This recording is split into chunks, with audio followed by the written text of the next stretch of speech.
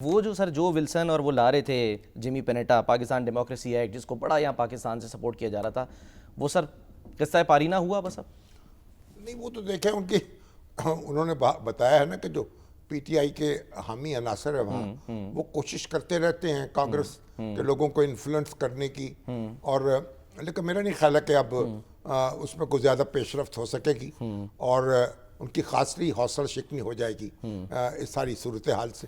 और जो हमारे पाकिस्तानी भाई जो इसमें लगे हुए थे वो भी नज़रसानी करेंगे अपने मामलात पर और संजीदगी से हालात का जायजा लेंगे। ठीक है। और अब देखें ना इस वक्त तो यानी धूम तो ये मची है ना कि प्रेसिडेंट ट्रंप जो है वो कनाडा से जल्द वापस आ गए अपने प्रोग्राम से पहले। हाँ जी। वहाँ व्हाइट हाउस में नेशनल सिक्योरिटी का इजलास था और उन्होंने आके फिर उनकी वहाँ मुलाकात तय थी कि साइड लाइन पे वज़ीर-ए-आज़म नरेंद्र मोदी से उनकी मुलाकात होगी जी। उन्होंने फिर टेलीफोन किया आके और नरेंद्र मोदी से कहा कि भी मैं तो जल्दी से आ गया हूँ, आप यहाँ से होते जाइए।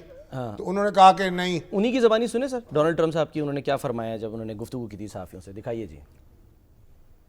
इसी बात से सर आग लगती है भारत को कि आप पाकिस्तान और भारत के दरमियान जो हाइफन लगा देते हैं ना, उनको बराबरी की बुनियाद पे, और यहाँ पर वो यही कर रहे हैं डोनाल्ड ट्रंप। ज़ाहिर है पाकिस्तान भी एक एटमी ताकत है, इंडिया भी एक एटमी ताकत है, तो पाकिस्तान और इंडिया के साथ बराबरी की सतह पर बात होगी।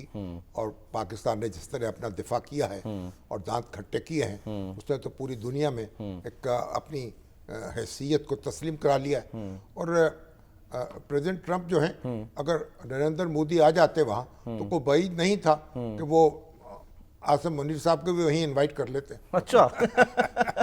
कि चलिए आप एक ही मेज पे बैठ जाएं, ट्राई का मुलाकात हो जाती है, दो ज़हीन लोग एक साथ बैठ जाते हैं। दिलचस्प बात यह है कि सेक्रेटरी खारजा जो है इंडिया के, उन्होंने एक वीडियो पैगाम जारी की, जो हमने ट्रंप साहब से ये कहा, हमने प्रेसिडेंट ट्रंप से ये कहा, नरेंद्र मोदी ने ये कहा, तो गोया कोई एक लंबी उनकी गुफ्तगू हुई है को आधे घंटे से ज्यादा। हाँ जी। अब बात यह है कि भाई अगर ट्रंप ही ये सारी ट्रंप को बातें करते रहे तो प्रेसिडेंट ट्रंप ने भी कुछ कहा होगा ना, तो बस वो खसियानी बिल्ली खंबा नोचे वाली बात है। तो पर अभी ये जो आसिम मुनीर साहब की मुलाकात है, ये तो इस लिहाज से अनप्रेसिडेंटेड है ना कि आज तक मेरा ख्याल पाकिस्तान तो क्या दुनिया के किसी भी आर्मी चीफ के साथ इस एहतमाम से मुलाकात नहीं हुई, इस प्रोटोकॉल और पाकिस्तान में हमारे, क्योंकि जब मार्शल लगता है तो हमारे आर्मी चीफ जो हैं वो प्रेसिडेंट हो जाते हैं या हुकूमत के सरबरा होते हैं। जैसे मुशर्रफ साहब की हुई थी मुलाकात, जनरल मुशर्रफ हैं, जनरल ज़िया-उल हक हैं, फिर बादशाह अयूब खान है,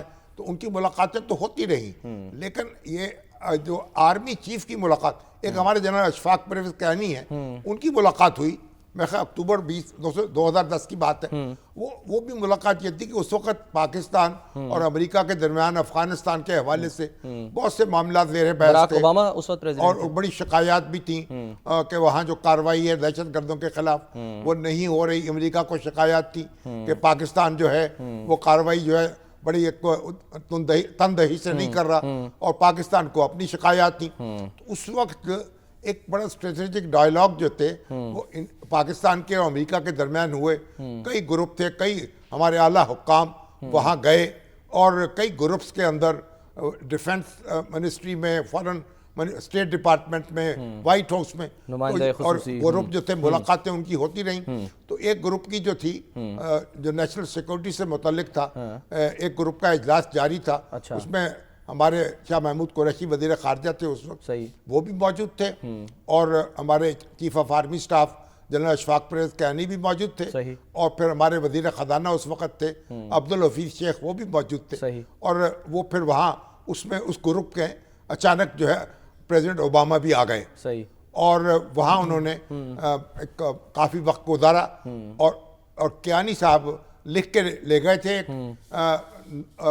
एक 15-16 सफ़े का एक नोट था, पाकिस्तान का नुक्ता नज़र, और वो उन्होंने नोट उनके हवाले कर दिया बराह रास्त, और उसके बाद उन्होंने वो अपने साथ वो ले गए और फिर उसका मुताला भी किया। उसमें पाकिस्तान का नुक्ता नज़र है उसकी तफसील बयान की गई थी, पाकिस्तान के खदशात बयान किए गए थे, और ये खदशा भी जाहिर किया गया था कि पाकिस्तान का जो एटमी प्रोग्राम है उसको कहीं निशाना न बनाया जाए। लेकिन बहरहाल वो फिर जो वो एक मेमोरेंडम कह लीजिए या आर्टिकल कह लीजिए या नोट कह लीजिए, वो ज़ेर बहस रहा अमेरिका और पाकिस्तान के दरमियान। और यहीं फिर प्रेसिडेंट ओबामा ने ये भी कहा कि मैं जो प्रेसिडेंट जरदारी हैं, उस वक्त जरदारी साहब प्रेसिडेंट थे, उनको भी मदऊ करूंगा व्हाइट हाउस में। उस वक्त तो पाकिस्तान वहाँ ड्रोन हमले हो रहे थे, फिर उसामा बिन लादेन की तलाश जारी थी, और नेटो की जो सप्लाईज हैं उनका भी मसला था। तो वो सलाला इंसिडेंट जो हो गया था, इंसिडेंट उसके बाद तो बाद में हुआ, मगर उसके बाद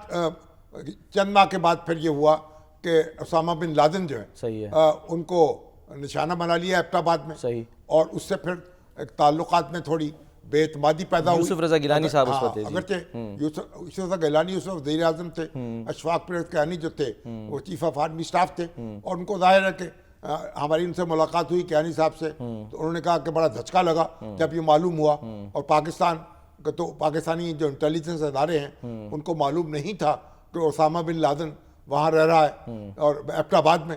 लेकिन बहरहाल एक बदएतमादी उससे पैदा हुई, शुकूक व शुबहात पैदा हुए, और ताल्लुकात में एक खिंचाव आया। तो ये एक बड़ा एक फिर उसके बाद मामलात को संभाला गया, फिर नेटो की सप्लाई रुकी, और उसके बाद 8-10 महीने रुकी रही, और उसके बाद वो बहाली हुई, और फिर जो सलाला का वाक़या है उसमें हमारे कई जो है जवान शहीद हो गए। 24 जवान सर उसमें शहीद हुए थे 24 में रखा। जी हाँ। और उसमें फिर माजरत की हेनरी क्लिंटन ने, तो हिनारबानी खान साहब को फ़ोन करके माजरत लेकिन वो उस वक्त वो जो कियानी साहब की मुलाकात है वो भी इस एहतमाम की मुलाकात नहीं थी, और इस तरह मुलाकात नहीं थी, और ना शुक्रिया अदा करना था। ये तो उन्होंने मदऊ किया, ठीक है ना, एक पहले से तय मुलाकात थी, उन्होंने उनको मदऊ किया।